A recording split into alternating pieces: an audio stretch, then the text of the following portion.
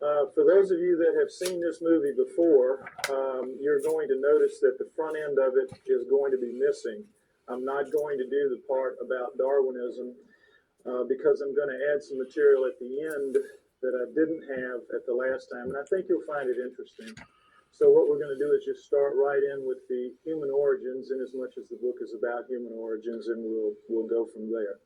All right, can we have the first slide? All right, everybody just take a minute and look at this.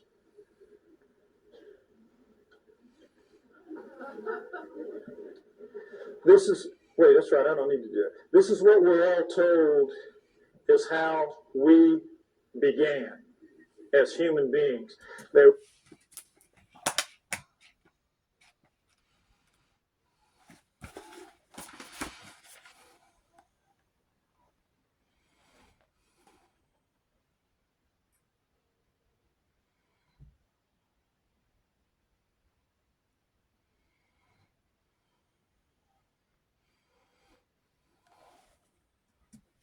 came out of the primordial sludge and step by step evolved into what we are today.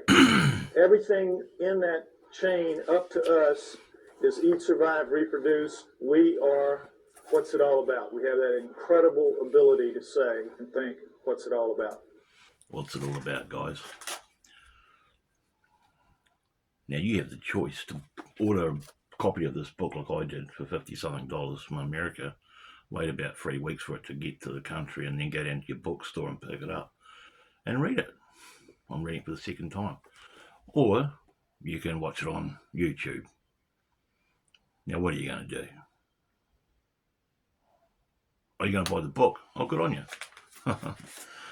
Yeah, most people won't. But anyway, it's still good to have it on the internet anyway. It's great, especially if you can't read or you haven't got the concentration. But it sinks in more when you read it, because you have to make a concerted effort to soak up the input, to soak up the data.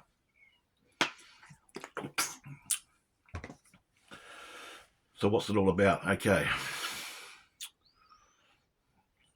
I'm not talking about what he's talking about, all that book. I'm talking about what's it all about. What all these great men that I study, what are they all about? Lloyd Pye will tell you it's all about hominoids, which are pre-humans, being genetically modified by aliens. Thus, we came about. And here's that believe word again. I've got to be careful here, but I'm tending to think he could be correct. But Chuck Swindoll of late, who's sort of evolving into I don't know what to say, a different man than what he was when I first come about him, when he taught me so much. Chuck Swindoll put me onto this guy. Not literally, not in a text or a phone call, but you know what I mean. Chuck's sort of saying it's all about the Cassiopeian alien downloads that this woman gets. You talk about our race being here for 350, 500,000 years. Now it's all about service STOs and STSs and fourth dimension, fifth dimension, seventh dimension, all these dimensions and all this crazy shit. And he could be right too. Mark Passio's saying, well, he's sort of tending to believe, go along with Lloyd Pye. Mark Passio is all about morality and natural law and studying the occult, which means hidden. So that's what he's probably all about, but he's probably learning on the job and improving his braincraft as he goes along too, like all good scholars and autodidactics and researchers should. What did Terence McKenna say? It's all about hyper-novelty, plant medicine, and evolvement, you could say. Jordan Maxwell, well, he had a real big open mind, Jordan did. He told us all about astrotheology and the evils of the Roman Catholic Church, among many other things. What about Pierre Sabak? He's saying it's all alien stuff too. Michael Tessarian. Well, what's he saying? He's saying civilization has to be saved from the trauma we received from the Comet Wars and the lie of maternity, and amongst other things. He gets into his alien stuff as well. Zechariah Sitchin was saying the same stuff. Eric Von Daniken was talking about the same sort of stuff. Have I missed anyone out? Alan Watts, he was all about Zen and letting yourself go and everything's an illusion and all that. Dr. Joseph Campbell, he was right into his Eastern stuff, wasn't he? His Eastern mysticism and consciousness study and all that. Zen sort of Eastern stuff. You see, Michael Tazarian is more on the side of the West went to the East, and it wasn't always invasions, it was invitations. The sort of the narrative of the world mainly, and a lot amongst most scholars, those other ones I mentioned, apart from Michael Tazarian, is saying it sort of went from the East to the West, and that could be true too. But then you go, well, it could have been from the West to the East. Well, Mr. Tazarian's basically saying the Irishmans were the, Atlantis were the, with the bedrock,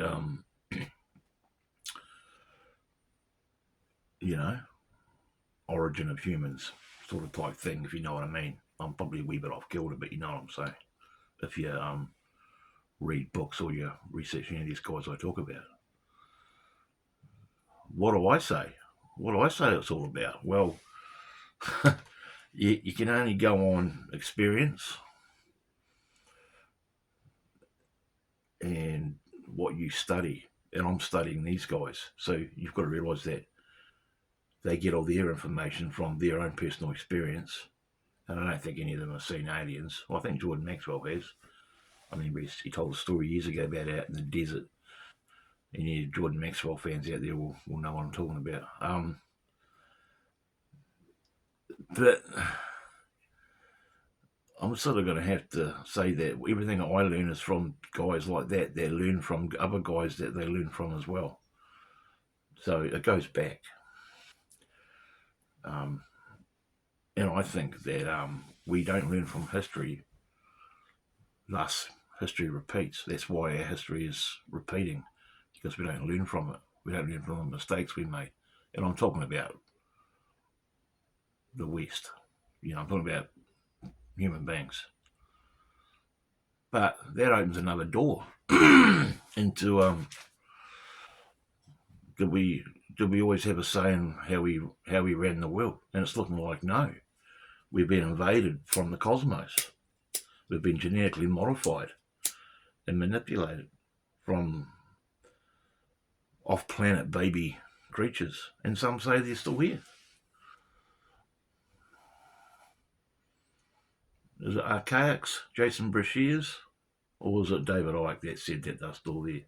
You see Jason Brashears and David Icke are currently having a little schoolyard fight. Jason Brashears is actually absolutely rubbishing David Icke, which is a brave thing to do, because David Icke's right up there, right, with all the conspiracy stuff, right? Excuse me.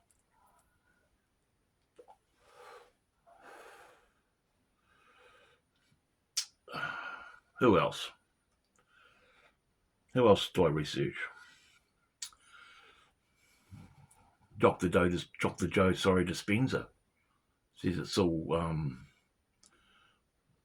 within us. We should live in the present moment, do walking meditation, and change the way we think by doing psychology and meditation and changing our routines. I think convincing the body more over than the brain. I think the brain follows the body. That sort of deep, juicy stuff, which I still need to do a hell of a lot more work on. Anton LaVey, if he was still alive, would say it's all about Satan. I'm just trying to think about any other people I've studied. Isabella R. Green will say it's all about astro traveling and avoiding the reincarnation, soul trap, which is what Chuck Swindoll Jr. is talking a bit about lately, and what David Icke touches on as well. Ollie Damagard will say it's all about false flag terrorism and love and peace and light. So everyone's got an opinion, and all these names I've rolled off, all the people I've talked about in this video so far, have done lots of years of hard research, and they've researched it from other very wise, clever men that probably did research, like Mr. Tazarian gets a lot of his knowledge from Carl Jung, Sigmund Freud, Friedrich Nietzsche, I think, Julian James, some Malavakovsky or something. All these out of it clever guys. Chuck Swindoll Jr. was a 40-year Christian who had a cancer diagnosis and totally healed himself from cancer through lots of pain, lots of risk in regard to taking natural alternative medicine, not knowing if he'd wake up in the morning the next day. And in that time frame, I think really studying guys like his mentor, Alan Watts, Terence McKenna,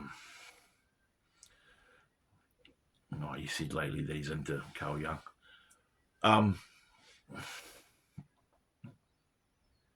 Mark Passio, yeah, he's very clever too. He's all about natural law and morality, and he's done a presentation called Cosmic Abandonment, based on the work of Lloyd Pye and Zechariah Sitchin and Eric von Daniken, guys like that. God was an astronaut, Return to the Stars, Chariots of the Gods, a book I read years ago when I was a kid.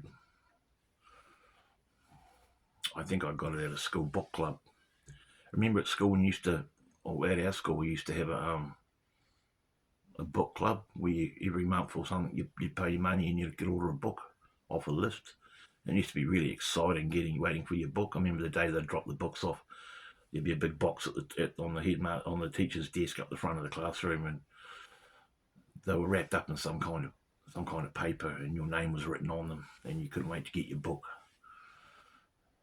Yeah, I wish I still had some of those books. I'm trying to remember one. I remember I had this one called The A to Z of the Skeleton, and it had pictures of all these skeletons and all the bones and that. It was cool.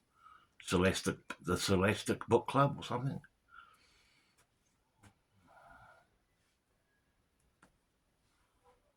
Excuse me. So a point I'm also trying to make, guys, ladies and gentlemen, in this video is that all these wise men must have got their wisdom from somewhere, right?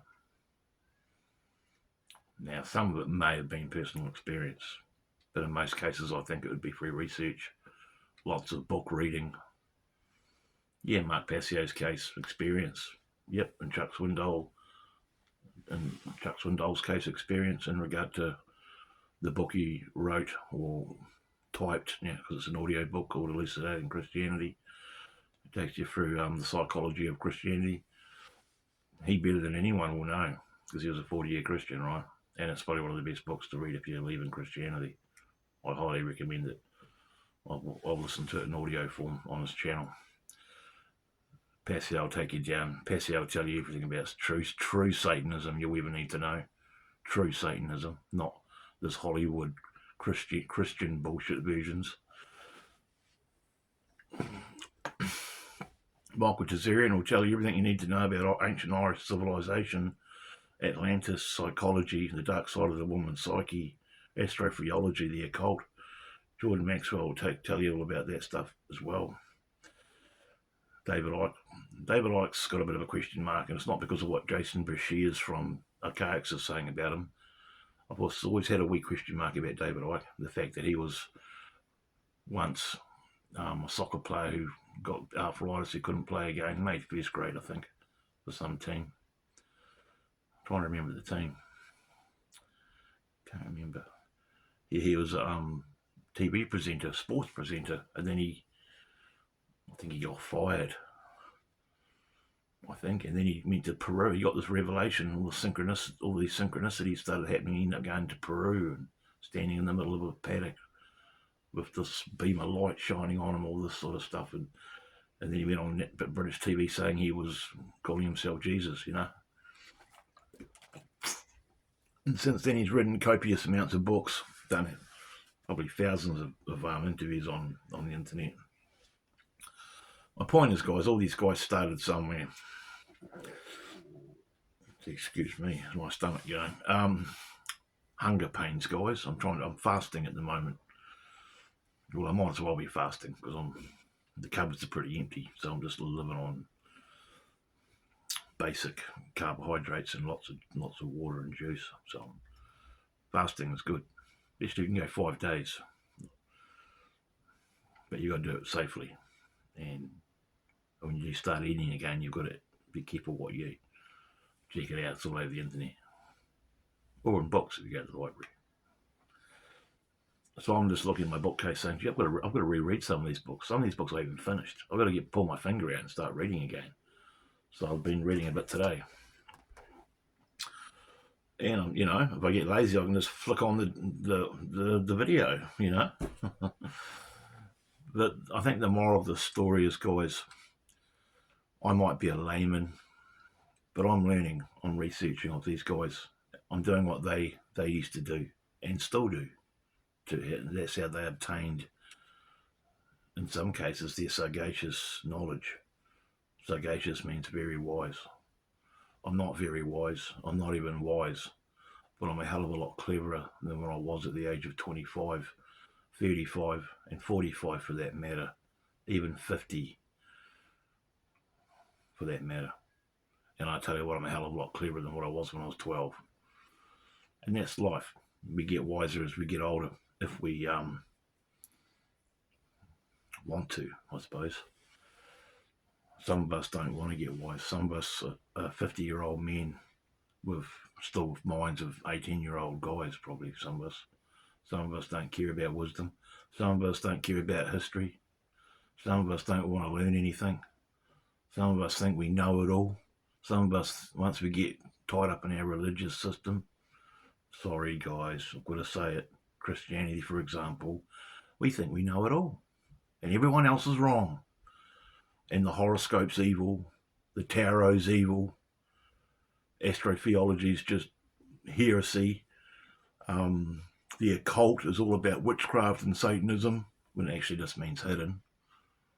Hidden knowledge. Esoteric. See, esoteric and exoteric are two different words. Esoteric knowledge means for the few. Exoteric means for the masses. True Christianity is esoteric Christianity, based on astrotheology and morality, true natural law, objective morality. Fake-ass Christianity, which is all you see in the world today, is exoteric nonsense. But try telling that to a Christian. Try telling that to a religious person in general. They won't want to hear, guys. So I'm not come doing this video to say I'm so Mr. Clever and I know it all. But I know quite a bit. And that knowledge I'm learning, and that knowledge that's sinking into my braincraft for future videos, for future conversations with people on a train or on a taxi or whatever, or on a mountain hike. It's good to have, because you can only talk about the weather for so long. But before I wrap this up, the main point of this video is the winners always write the history books, right? And a lot of our history is written by the winners. So sometimes what we're researching might not be true, because the winners are usually liars as well. I'm not saying that all the stuff that these guys that I've studied, that used to study other guys to get the knowledge they have got that I learned off them, were studying people that were lying. But you've got to be careful with the amount of knowledge and what kind of knowledge you take into your braincraft, because it can be contaminated. And I'm finding with studying all these guys, I've probably forgotten a couple, I apologise if I have. Sometimes they contradict each other, sometimes they cross wires, and they don't agree. And that's the beauty of it, because that made me snap out of believing in one over the other. It made me just think, well, Chuck's saying this, but Mark's saying that. Jordan says this, but Michael says that. Lloyd Pye says this. Terence McKenna said that. And then if you just sort of play with it a bit like pottery clay, you can sort of mould an idea of what you maybe believe, there's that word again, to be what has been going on and what's happening and why it's happened and why it went on. But no one's ever going to know for sure. There's always something new to learn. No one will ever know it all. Talking about human origin, what happens when you die, aliens, all that stuff, guys. Bigfoot. But the most important thing is making the effort to want to learn about it and to actually apply yourself to do the research to learn about it, because knowledge is power, and you can, especially when utilised. So a form of utilisation of knowledge for me is debate. Not that I can find anyone to debate with. Is expression through elucidation through video format to you guys, the viewers, and through general conversation, or for next time I'm ever in a courtroom or being attempted to be arrested by the police. I can say things to them like, do you know the origin of your job? Or I could get more psychological and say, why do you do the job you do, without listening to your conscience, knowing that your orders are most of the time immoral and inhumane, but yet you still do these orders that your order follower bosses tell you to do? Things like that, guys. So I think I'll stop it there. My message to you in this video is pick up a book, guys. Start reading it. But be very careful what kind of book you pick up. And most importantly, don't be too quick to believe it. Don't be too quick to believe it. But take it in anyway. Thanks for watching, guys. Peace out. Have a great day. See you later.